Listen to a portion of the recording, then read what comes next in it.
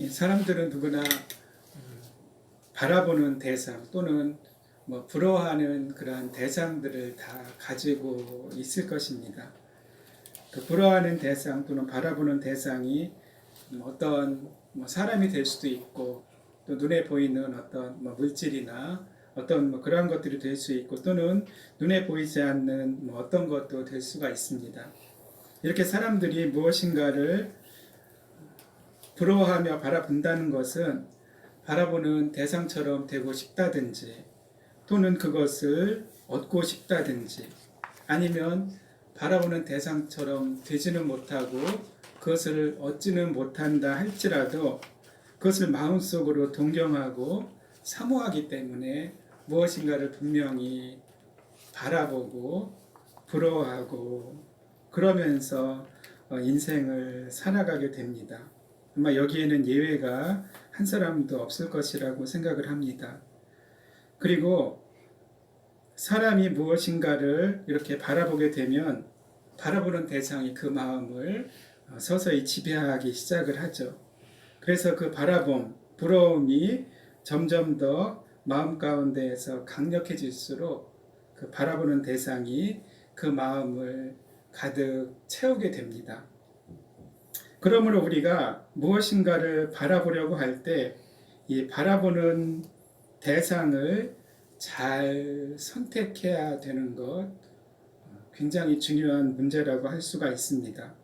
세상 사람들, 불신자들, 그들은 무엇을 바라봅니까? 그들은 온통 자기입니다. 자기 만족, 자기 정욕, 자기 욕구, 자기 욕망을 채우기 위한 것들을 바라봅니다. 그것이 돈, 물질, 외모, 명예, 권력, 성공, 부정한 것들, 음란한 것들도 거기에 해당이 됩니다. 세상 사람들은 온통 이러한 것들만을 바라봅니다. 거기에 핵심은 자기입니다. 이 불신자들은 이러한 것들을 바라보기 싫어도 바라볼 수밖에 없습니다. 왜냐하면 죄 때문에 그렇습니다. 죄 때문에.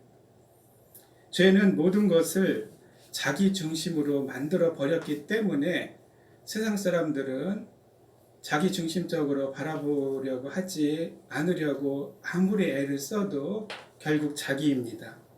자신이 왕이기 때문이죠. 여러분들, 죄가 무엇입니까? 죄는 하나님을 반역하고 하나님께 반란을 일으킨 것이다 라고 말씀을 드렸습니다. 아담이 죄를 짓기 이전에 아담 안에 왕은 하나님이셨습니다. 그런데 죄가 들어온 이후로 아담이 하나님을 몰아낸 것이에요.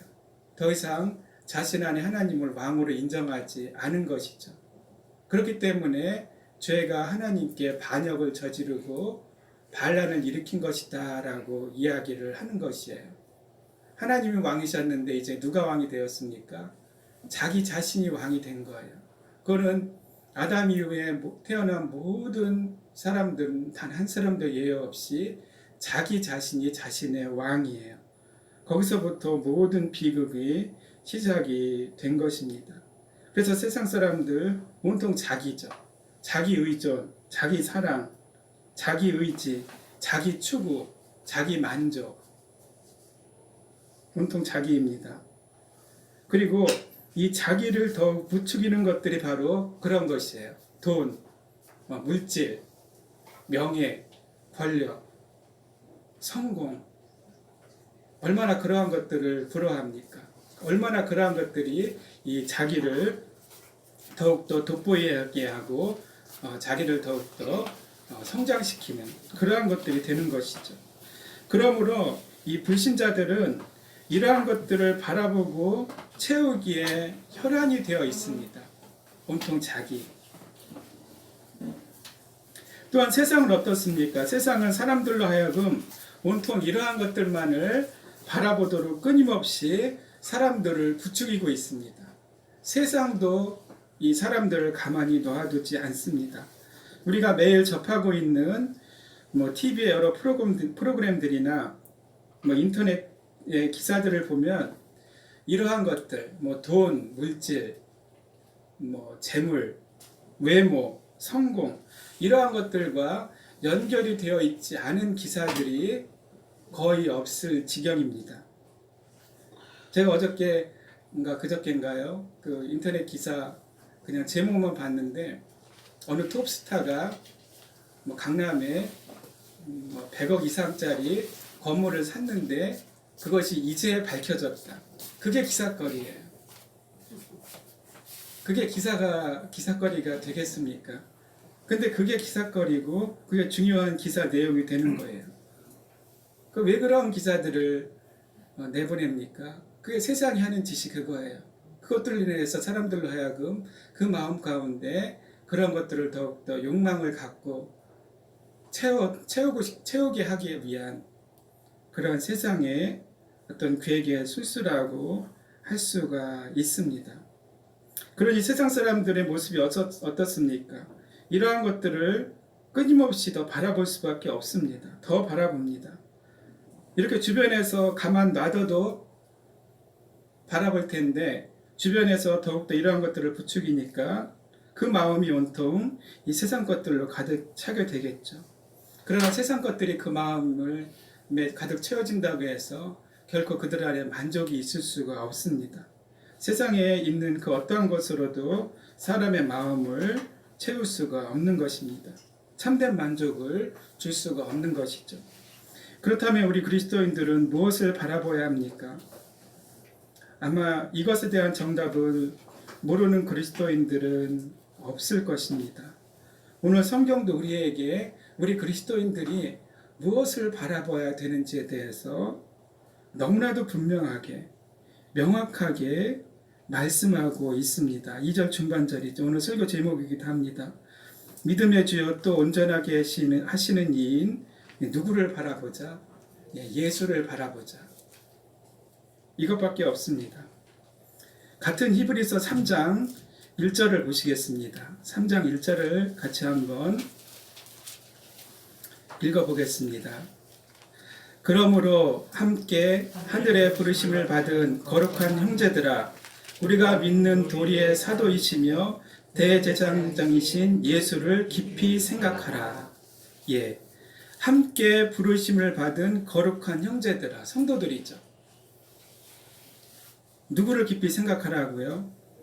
예수님을 깊이 생각하라.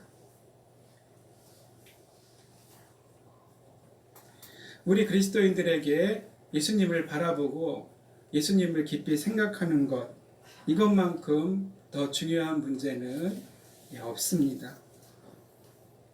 그리고 이 예수님을 바라봄으로 인해 우리의 마음이 예수 그리스도로 가득 찰 때만이 우리 안에 참된 만족과 평강이 임하게 되고요. 참된 성도답게 살 수 있는 유일한 비결이 여기에 있습니다. 이제 3주 후면 추수감사주일이죠. 아까도 강우 시간에 잠시 말씀드렸듯이 올 한해는 코로나로 인해서 우리가 거의 해마다 했던 행사들을 하지 못했죠.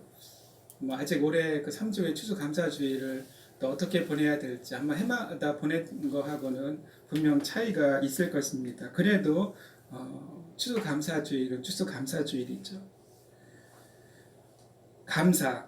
우리는 이 시기에 그 어느 때보다도 더 감사에 대해서 한번 생각해 봤으면 좋겠습니다. 그래서 우리가 요즘 예배 전에 준비 찬송, 복음송도 잘 못 부르잖아요. 근데 해마다 이맘때쯤 되면 감사 찬송, 복음송을 항상 불렀던 것이 또 아련하게, 벌써 아련한 것이 됐나요? 기억이 나는데요.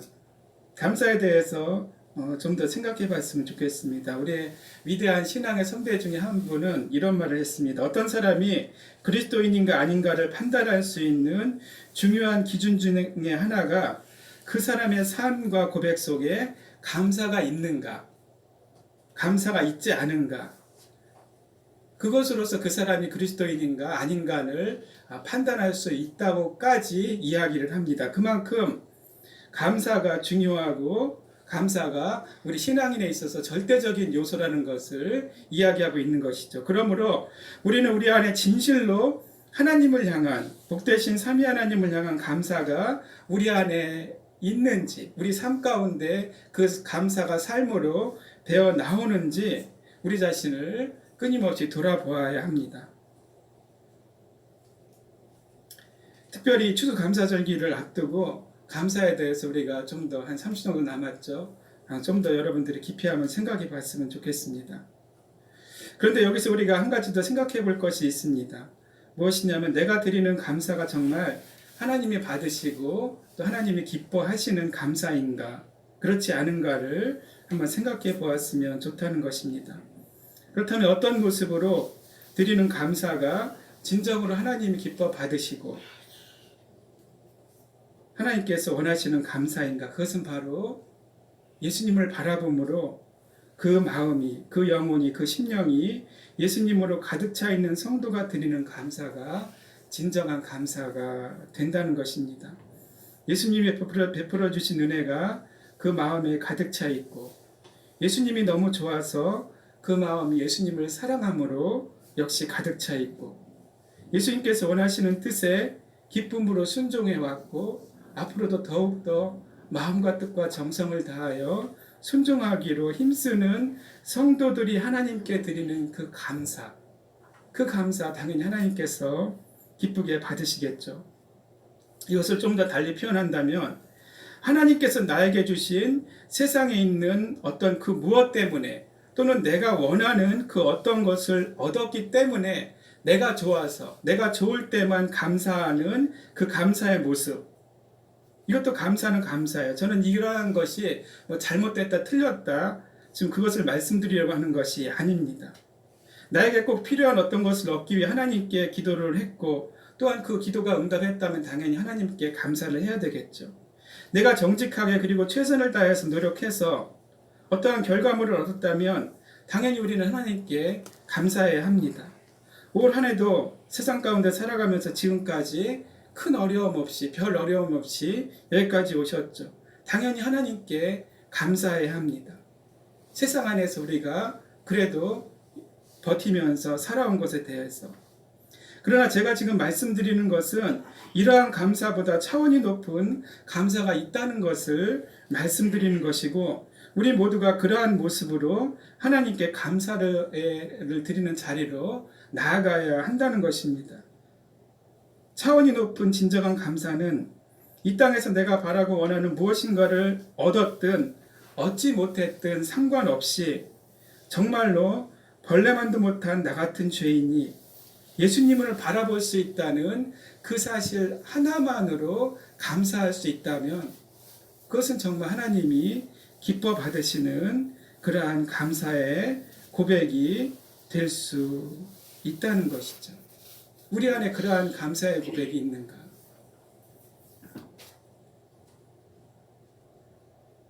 그 TV 예능 프로그램 중에 뭉쳐야 찬다라는 프로그램이 있습니다. 혹시 다 이렇게 땅만 보고 계시는데 저 좀 보시면서 혹시 그 프로그램이 어떤 프로그램인지 혹시 아시는 분 혹시 있으십니까? 아무도 없으시네요. 큰일이네. 그냥 넘어갈까요? 예, 그게 가르쳐 주세요. 그게 중요한 건 아닌데 제목은 뭉쳐야 찬다예요. 찬다 축구 예능인데요. 내용이 뭐냐면 한 1년 좀 넘었는데 각 우리 스포츠 레전드들이 있잖아요. 축구 종목이 아니었던 농구, 배구 이런 선수들 레전드들을 이렇게 모아서 축구팀을 만들어 가지고 이제 조기 축구의 일반 팀하고 이렇게 경기하는 이제 그런 내용이에요. 그래서 거기에 여러분들 아시는 분이 허재도 있고요. 또 이만기 씨도 있고요. 다 레전드들 있잖아요. 한 종목에서 정말 역사를 썼던. 근데 이제 제가 뭘 말씀드리려고 하냐면 거기에 이제 감독은 안정환 선수예요. 이제 축구 안정환 이제 감독이죠. 지금 선수가 아니니까 이제 그 감독이 이제 이 팀원들을 이제 훈련시켜서 이제 성장하는 그러한 프로그램인데 이제 거기서 이제 중간에 합류했던 어떤 선수가 있는데 그분이 김재엽 선수라고 유도에서 88 올림픽 때 금메달을 땄던 선수예요. 나이는 한 60이 이제 가까이 됐는데 그분이 처음부터 합류한 게 아니라 중간에 합류를 하게 됐어요. 이제 중간에 이제 빠진 사람들이 있으니까. 근데 그 이제 합류해서 이야기를 하면서 그런 이야기를 하더라고요. 축구를 할 수 있음에 감사한다. 예, 저는 뭐 그분이 그 멘트에 대해서 뭐 어떤 토를 달고 싶지는 않습니다. 그분의 진심이겠죠. 평소에 유도 선수였지만 축구를 좋아하고 또 이런 예능 프로그램에 고정으로 온 것에 대해서 진짜 감사하기 때문에 축구를 할 수 있음에 감사한다라는 그런 멘트를 한 것이 기억이 납니다. 하물며 이 축구를 하는 것에 할 수 있는 것에 대해서 감사한다라면 우리가 우리 자신을 보면 예수님을 바라볼 수 있는 조건은 우리 가운데는 티끌만큼도 없습니다. 근데 무한하신 삼위 하나님의 은혜로 예수 그리스도를 바라볼 수 있는 그러한 자가 되었다라면 우리가 하나님 앞에 그럼에도 불구하고 감사가 없든지 감사가 부족하다면 이것을 어떻게 설명할 수 있을까요? 그 선수가 축구를 할 수 있음에 감사한다라는 그 고백, 제가 보기에는 진실한 고백이었던 것 같아요. 그렇다면 우리 가운데 정말 예수님을 바라볼 수 있는 그것 하나만으로도 감사할 수 있는 조건은 우리에게는 뭐 무한한 조건이 되지 않나. 그 안에서 우리가 얼마나 하나님 앞에 감사하고 있는지를 한번 생각해 보았으면 좋겠습니다. 이 오늘 본문에서 그 예수님을 바라보자 할 때 이 바라보자라는 것은 한두 번 바라보고 말라는 거 절대로 아닙니다. 뭐 내가 바라보고 싶을 때 바라보다가 뭐 기분 나쁠 때는 바라보지 말라. 당연히 아니죠. 건성으로 바라보라. 아닙니다. 여기서 바라보라는 것은 두 가지 의미가 있습니다. 첫 번째는요, 계속 바라보라는 것입니다. 계속 바라보라. 두 번째는 주목하여 바라보라. 그러니까 이것은 이제 그 연결하면 어떻게 됩니까? 예수님을 주목해서 끊임없이 항상 계속 바라보라. 이게 누구의 의무입니까? 의무이자 특권입니까? 우리 모든 성도들의 의무이자 특권이에요. 그리고 그렇게 될 때만이 우리가 성도다운 삶을 살 수 있고 우리 안에 진정한 감사가 나올 수 있고 우리 안에 진정한 찬송의 고백이 나올 수 있다는 것입니다. 어떤 때만요? 오직 예수 그리스도를 주목해서 끊임없이 바라볼 때만이. 그런데 우리가 이러한 삶을 살기가 쉽습니까? 오늘날 우리 주변의 현실은 그렇지 않습니다. 우리의 눈과 마음과 감각과 귀를 빼앗는 것들이 우리 주변에 너무나도 많죠. 아까 서두에도 잠시 말씀드렸습니다. 우리가 조금만 방심을 하면 여지없이 우리는 예수님에게서 멀어진 우리의 모습을 발견하게 됩니다. 어떤 때는 하루 종일 끊임없이 예수님을 주목하여 바라보기는커녕 하루 종일 단 한 번도 예수님을 바라보지 않은 채 하루를 허송세월로 보내는 경우가 우리 가운데 분명히 있습니다. 어쩌면 너무나도 많은 날들을 우리는 그렇게 지금까지 보내왔을 수도 있을 것입니다. 그러므로 우리가 예수님을 끊임없이 주목하여 바라보기 위해서는 심혈을 기울인 훈련이 필요합니다. 거저되지 않습니다. 절대로.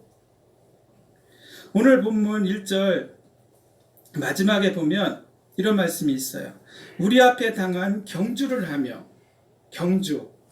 우리 그리스도인의 삶을 지금 경주하는 자에 비유하고 있습니다. 이게 운동선수들이에요. 우리 그리스도인들은. 뭐 경주하는 자, 운동선수들이 있죠. 모든 운동선수들 그들에게는 분명한 목표가 있습니다. 오늘 본문에 비유한다면 분명한 바라봄이 있습니다. 무엇입니까? 경기에서 승리하는 거예요. 1등하는 것이죠. 우승하는 것입니다.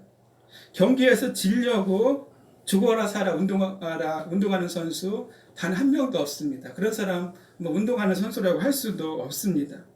이렇게 운동선수들이 경기에서 승리하기 위해서 1등하기 위해서 우승하기 위해서 어떤 노력을 기울입니까? 자기가 하고 싶은 것 다 하고 놀고 싶은 것 다 하고 경기에 임합니까? 대충 하고 싶을 때 운동하다가 실증 나고 힘들면 대충 훈련 끝내고 대충 경기에 임합니까? 그런 운동선수들 단 한 명도 없습니다. 그리고 만약 그런 선수들이 있다면 그건 선수도 아니죠. 진짜 운동선수들은 정말 우리가 상상하기 힘들 정도로 훈련을 한다고 합니다. 승리를 위해 인내하며 절제하며 자신의 모든 것을 쏟아부어서 훈련에 매진을 합니다. 왜요? 승리하기 위해서. 승리를 위해 필요한 것은 다 합니다. 필요 없는 것은 다 하지 않습니다. 이런 운동선수만이 승리할 수 있고, 이런 운동선수만이 진짜 운동선수라고 할 수 있고, 아까도 이 문자 찬다 말씀드렸지만, 거기에 나온 그분들, 운동선수 시절에 아마 거의 모든 분들이 다 그렇게 했기 때문에 소위 전설이다, 레전드라는 그러한 칭호를 받을 수가 있었겠죠. 특히 히브리서가 쓰여질 당시 두 명이 서로 붙어서 한쪽 사람이 죽을 때까지 하는 경기도 있었다고 합니다. 그러니 그런 사람들이 경기에서 승리하기 위해 어떤 노력을 기울였을까? 감히 상상이 되지 않겠죠. 우리 모든 성도들, 예수님을 나의 유일한 구원자와 주님으로 영접한 이후에 영원한 천국에 들어가는 그 순간까지 우리의 신분은 경주하는 자예요. 운동선수예요. 단 한순간도 경주하는 자가 아닌 경우가 없습니다. 금방 말씀드렸듯이 운동선수들 오직 승리를 바라보며 최선을 다할 때만이 승리를 획득할 수 있듯이 우리 그리스도인들도 마찬가지입니다. 오직 예수 그리스도를 바라보며 주목해서 끊임없이 바라보며 이 믿음의 경주를 최선을 다해서 단 한순간도 소홀히 여기지 않고 최선을 다할 때만이 승리할 수가 있는 것입니다. 성도답게 살 수 있는 비결이 거기에 있는 것이에요. 그래서 여러분들 우리 성도의 삶에 있어서 예수님께서 산상선교에서 말씀하셨듯이 좁은 문으로 들어가라는 이유가 바로 거기에 있는 것이에요. 거저되지 않습니다. 물론 그렇게 한다고 해서 그렇게 한 사람만이 구원을 받는다? 전혀 그거는 아니에요. 구원은 전적인 하나님의 은혜입니다. 그러나 그 구원받은 사람이 구원받은 것을 어떻게 증명할 수 있는가? 그러한 삶을 삶으로써 저 사람이 구원받은 하나님의 자녀라는 것을 하나님도 인정해 주시고요. 본인도 알겠죠. 다른 사람들도 알 수가 있는 것입니다.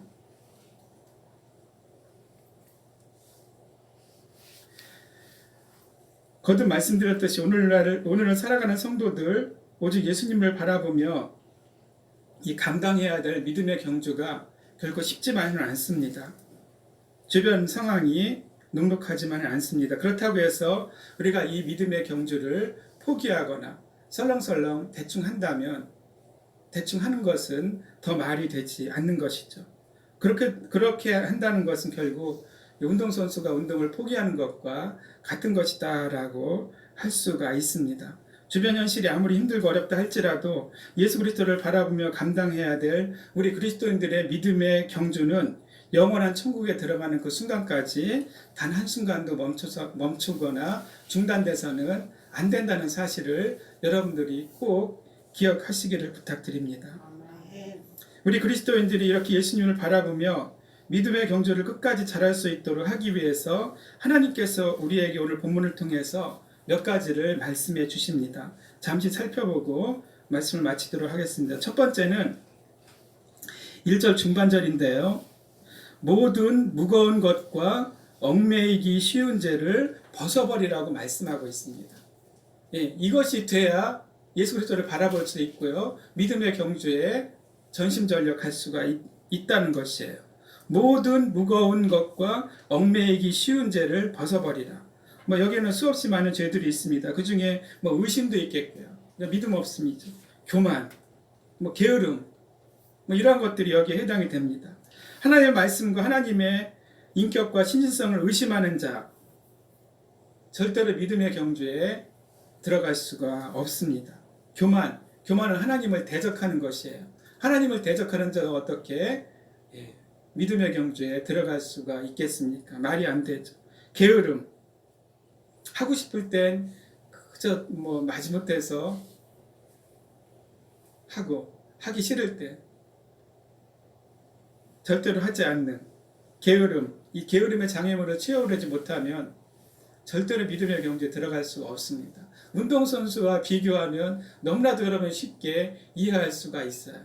레전드들, 정말 최고의 선수들, 그들 안에 게으름이 있겠습니까? 아마 단 한 명도 없을 것입니다.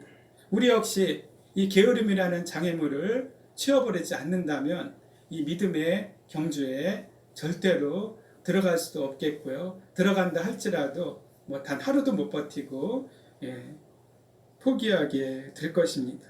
두 번째는요. 1절 상반절인데요. 이러므로 우리에게 구름같이 둘러싼 허다한 증인들이 있으니, 이 싸움이 나 혼자만 하는 싸움이라면 이건 굉장히 외롭고 또 힘들고 포기하고 싶을 순간도 있을 거예요. 그러나 이 믿음의 싸움은 아담 이후로 모든 성도들이 해왔던 싸움이고요. 그래서 그분들은 다 믿음의 경주에서 승리했어요. 우리 앞에 증인들이 있어요. 특별히 여러분들 히브리서 이 12장 1절 앞에가 히브리서 11장이죠. 믿음장. 이분들은 신약시대 성도들이 아니에요. 구약시대 성도들이에요. 이분들은 오신 예수님을 바라본 사람들이 아니라 아직 오시지도 않은 예수님을 바라보면서 끊임없이 주목하면서 믿음의 경주에 삶을 일평생 살았던 사람들이고요. 그 싸움에서 패배한, 아니죠, 승리한 사람들이에요. 그들이 있다는 거예요. 그 증인들이 있다는 거예요. 우리보다 훨씬 더 환경이 열악한 상황 가운데에서도 승리했던 증인들을 바라보면서 너희들도 믿음의 선한 싸움을 해라. 그들만 있습니까? 지금 우리 주변에 우리가 눈에 보이지는 않지만 전 세계에 정말 하나님을 사랑하고 오직 예수 그리스도를 끊임없이 바라보며 이 믿음의 선한 싸움, 믿음의 경주를 하는 수많은 성도들이 있습니다. 우리가 그들과 이야기할 수 없고 교제할 수는 없지만 함께 지금 하고 있는 거예요. 나 혼자 하는 싸움이 아니라는 것입니다. 그들을 바라보면서 우리도 이 믿음의 이 경주를 감당할 때 승리할 수가 있다는 것이고요. 마지막 세 번째는 우리 예수님이시죠. 2절 후반절에 보시면은요. 십자가를 참으사 부끄러움을 개의치 아니하셨다라고 우리 예수님 말씀하세요. 우리 믿음의 경주에 예수님을 바라보는 것 자체가 믿음의 경주의 본질이기 때문에 결국 믿음의 경주는 예수님이에요. 근데 그 예수님께서도 이 땅 가운데 성육신 하셔서 믿음의 경주를 하신 거예요. 근데 그 믿음의 경주가 아주 쉽게 가볍게 왕으로서 누릴 것 다 누리시면서 하셨나요? 전혀 아니죠. 제가 더 설명을 안 드려도 여러분들은 수없이 들으셨고 아시기 때문에 다 아실 거예요. 십자가.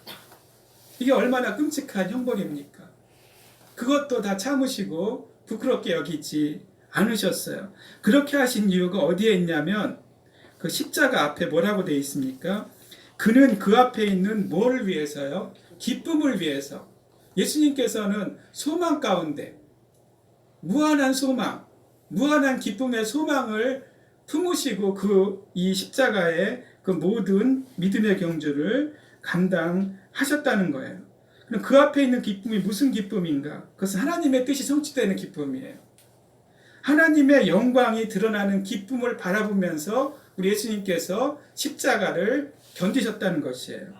또한 당신의 백성들이 구원받아 영원토록 당신과 함께 교제하며 당신을 찬송하는 것을 바라보는 그 기쁨, 그러니까 결국 누구를 위한 기쁨이에요? 저와 여러분들을 위한 기쁨이에요. 그래서 예수님께서 이 땅 가운데에서 오셔서 감당하셨다는 것이에요. 그리고 승리하셨어요. 그거를 바라보라는 것이에요.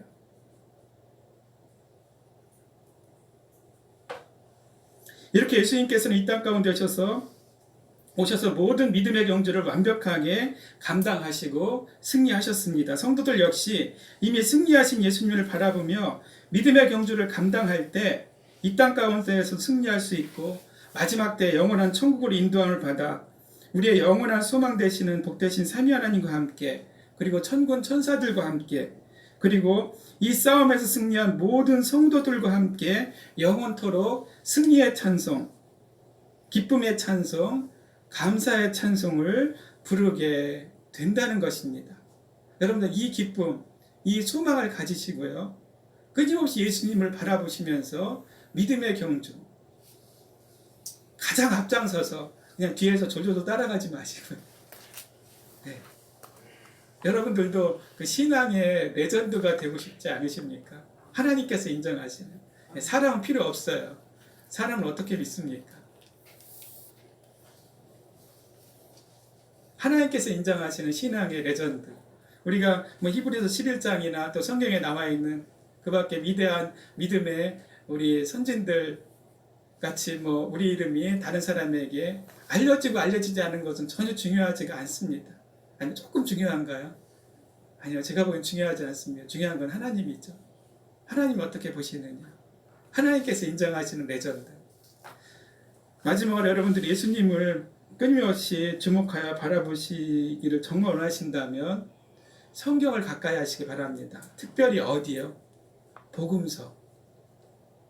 매일 적어도 복음서 한 장씩을 예수님을 정말 내가 더 주목하고 더 바라보고자 하는 그 간절한 마음을 가지고 복음서 한 장, 뭐 어디든지 좋아요. 한 장씩을 여러분들이 꼭 막 깊이 막 이해하려고 하지 않으셔도 좋아요. 한 장씩을 그냥 읽다 보면 어느 순간 예수님을 주목해서 항상 바라보고 있는 내 자신을 분명히 발견하실 수가 있을 것입니다. 그리고 한 가지 더 부탁드린다면 특별히 예수님께서 십자가를 지시는 그 순환기사 있잖아요. 그러니까 가룟 유다가 배반해서 이제 뭐 무리들을 데리고 와가지고 예수님을 잡는 그 장면이 복음서마다 나오잖아요. 그래서 예수님께서 조롱당하시고 신문당하시고 십자가에 못 박히시고 죽으시고 부활하시는 그 부분은도 여러분들이 적어도 하루에 한 번씩 다는 아니더라도 그 부분은 좀 더 마음을 담아서 깊이 묵상하시면서 그 부분을 읽으신다면 정말로 예수님의 그 십자가의 고난이 여러분 자신의 것으로 분명히 경험되어지는 놀라운 일들이 분명히 일어날 것입니다. 꼭 그렇게 하시기를 부탁드립니다. 그래서 제가 다음 주가 이제 11월 달 설교 때 확인할까요? 아니에요. 여러분 스스로 확인하시면서 이번 주보다는 오늘보다는 내일이 예수님을 좀 더 주목해서 바라보고 있는 우리 각자가 되시기를 주의 이름으로 간절히 기도드립니다. 아멘. 하나님 감사합니다. 예수님을 바라보는 것이 얼마나 엄청난 은혜이고 특권인지를 우리가 다시 한번 깊이 생각하면서 그동안 이 특권과 은혜를 누리지 못했다면 이 시간 진심으로 회개하는 저들 되게 하여 주시고 이 시간 이후로는 정말 어찌하든지 우리의 전인격을 다 동원해서 예수 그리스도를 주목해서 끊임없이 바라보는 우리 모두가 될 수 있도록 인도하여 주시옵소서. 거룩하신 예수 그리스도의 이름으로 간절히 기도 올려옵나이다. 아멘. 찬송가 88장입니다.